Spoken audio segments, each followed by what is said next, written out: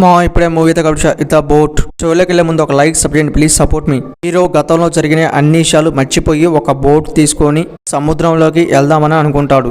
సముద్రం నుంచి బయటపడ్డా లేదా అనేదే movie story. Movie one time watch అనిపించింది. బ్యాక్గ్రౌండ్ మ్యూజిక్ ఫ్యామిలీతో 100% వాచింగ్ చేయొచ్చు. స్టోరీ చాలా డిఫరెంట్ గా అనిపించింది.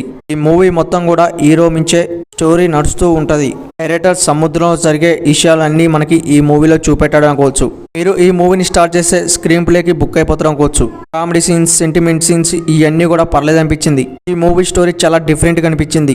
ఇందులో కొన్ని ప్లస్ పాయింట్లు ఉన్నాయి, కొన్ని మైనస్ పాయింట్లు ఉన్నాయి అనుకోవచ్చు.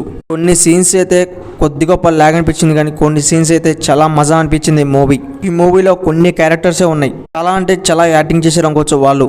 మెయిన్ థింగ్ హీరో క్యారెక్టర్ ఏమన్నా యాక్టింగ్ చేశాడా?